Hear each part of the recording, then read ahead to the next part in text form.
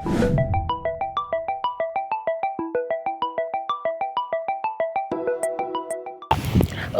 Swastiastu. Perkenalkan, nama saya Kadek Meliastini dengan NIM 2215081019.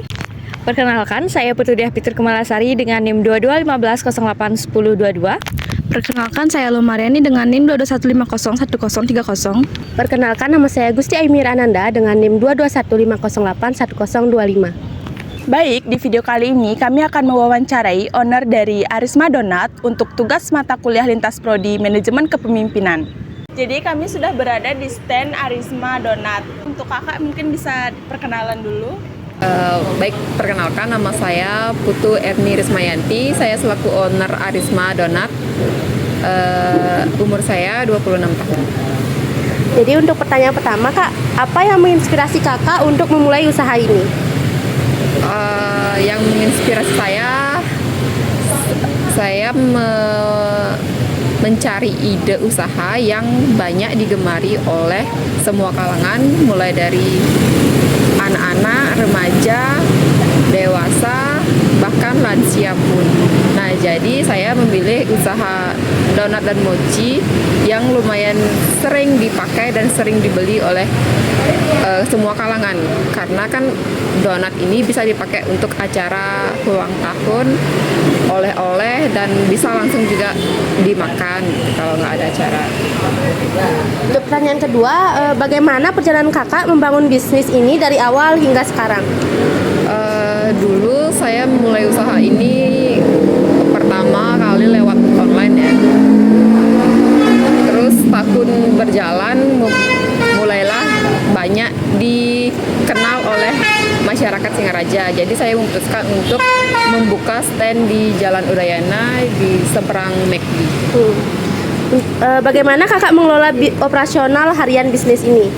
Untuk mengelola operasional harian itu saya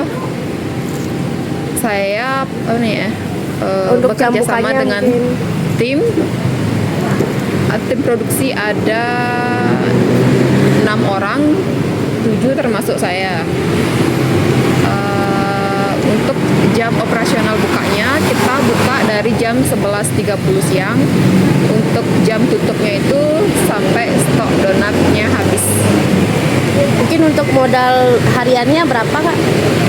Modal harian, modal awal ya. Kalau modal harian itu kita kan komponennya tuh kan banyak, jadinya kita nggak nentu misalnya hari ini beli A, B, C gitu.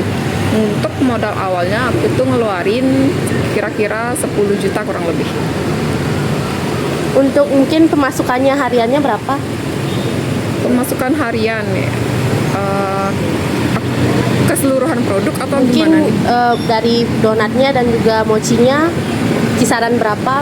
Oh, berarti keseluruhan produk kira-kira aku dapat, kita kan jualan nggak nentu ya berapa dapatnya tiap hari tuh. Kira-kira dapat di 19, kemarin dapat 2 juta, kadang 15 gitu, nggak nentu ya. Untuk per hari. Baik, Kak, untuk pertanyaan selanjutnya itu apa tantangan terbesar kakak dalam mengelola bisnis dan bagaimana cara kakak mengatasinya? Dalam mengelola bisnis itu tentunya ada banyak tantangan yang kita lewati. Sejauh ini tantangan terbesar apa ya? Mungkin pesaing ya. Akhir-akhir ini udah banyak yang buka stand donat gitu. Jadi itu lumayan berpengaruh juga ke usahaku, karena orang Singaraja kan segini-segini aja gitu, nggak seperti di Denpasar kan luas gitu. Terus yang buka usaha donat ini udah banyak, jadi kita melakukan persaingan yang sehat. Mungkin solusinya kita harus lebih diintens untuk promosi gitu. Jadi untuk selanjutnya itu bagaimana cara kakak menangani konflik atau masalah di antara tim saat usaha ini berlangsung? konflik dengan tim. Iya. Untuk sejauh ini konflik dengan tim tuh nggak ada ya. Aku bersyukur dapat tim kerja yang seru. Mereka tuh sangat welcome, asik orangnya, nggak pernah ada konflik. Paling bercanda-bercanda gitu aja kayak ini. Tuh buktinya mereka lagi bercanda. Berarti aman-aman aja Kak ya. Dan kalau masalah buktinya aman-aman aja sih kalau untuk masalah tim kerja. Paling cuma kendala di mereka kan masih kuliah gitu kan. Ya kadang susah ngatur jam kerja mereka. Itu aja sih. Untuk selanjutnya itu bagaimana cara Kakak memilih karyawan yang sesuai dengan kebutuhan usaha? Untuk itu yang sesuai dengan kerjaan di sini tuh pertama fokus dulu ke kerjaan, nggak main HP. Nah terus kedua tuh bisa diajak kerja sama tim. Misalnya temennya ngelakuin ini, kita nggak boleh bengong, kita harus ada inisiatif juga untuk bantu. Pokoknya saling kerja sama di sini. Karyawannya itu mahasiswa semua Kak ya, apa ada juga? Yang tetap tuh berondong gitu. Jadi apakah kakak memberikan pelatihan bagi karyawannya, dan jika iya bagaimana sih prosesnya? Pelatihan mungkin modelnya training ya? Iya. Ya setiap usaha itu pasti nge-training orang untuk bisa ikut bergabung sama tim. Kalau aku sih langsung ke prakteknya ya. Misalnya training hari ini udah tak suruh dulu dia mengamati, besoknya udah langsung mulai untuk mengikuti sedikit demi sedikit apa yang dilakukan oleh teman-teman kemarin. Untuk selanjutnya mungkin aku lepas mereka untuk sendiri jaga atau nggak sendiri produksi gitu. Ya, jadi bertahap kayak. Ya. Untuk selanjutnya itu gimana sih atau apa sih yang kakak lakukan untuk menjaga hubungan baik dengan karyawan kakak? Biasanya aku ngajak mereka sebulan sekali tuh jalan-jalan. Waktu ini contohnya aku ajak nonton dolphin, aku ajak renang, aku ajak dinner seperti itu. Itu penting banget untuk mengikat erat hubungan antar tim. Oke. Nah di bisnis ini kan tentunya pasti ada persaingan kak ya. Jadi bagaimana sih kakak menentukan strategi bisnis untuk menghadapi persaingan ini? Meningkatkan promosi. Baik, pertanyaan selanjutnya, bagaimana kakak melihat peluang untuk mengembangkan usaha di masa depan? Peluang usaha, mungkin aku berharap usaha ini bisa berkembang, bisa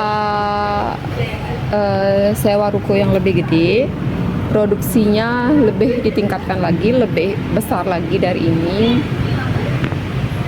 dan lebih higienis lagi. Bagaimana kakak mengawasi keberhasilan bisnis ini? Mengawasi. Mengevaluasi. Seperti apa mengevaluasi? Dari penghasilannya itu kan rugi nggak atau nggak ada untungnya nggak? Mungkin perkembangannya dari awal sampai sekarang. Kayak mengamati gitu ya. Evaluasi, mungkin yang aku lakuin itu mengontrol mulai dari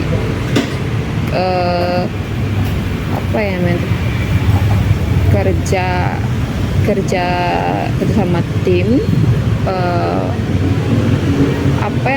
penjualan, apakah penjualannya itu naik turun atau tetap segitu-segitu aja. Terus evaluasi kedepannya itu mungkin aku bakal bayar selebgram untuk promosi produk. Baik, untuk pertanyaan yang terakhir, nasihat apa yang ingin kakak berikan kepada calon pengusaha atau kepemimpinan? Siapa nih?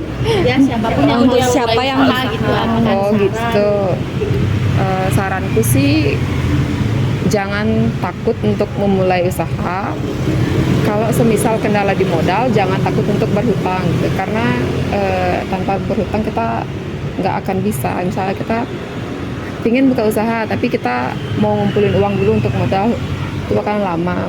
Lebih baik kita nyari hutang dulu untuk buka usaha. Dan jangan takut gitu, kalau udah kalian harus yakin kalau ingin buka usaha, jangan berpikir rugi-rugi, enggak. Kalian harus optimis bahwa usaha itu akan memberikan benefit untuk kalian. Baik, mungkin terima kasih Kak untuk waktunya yang udah diluangkan kepada kami. Jadi terima kasih.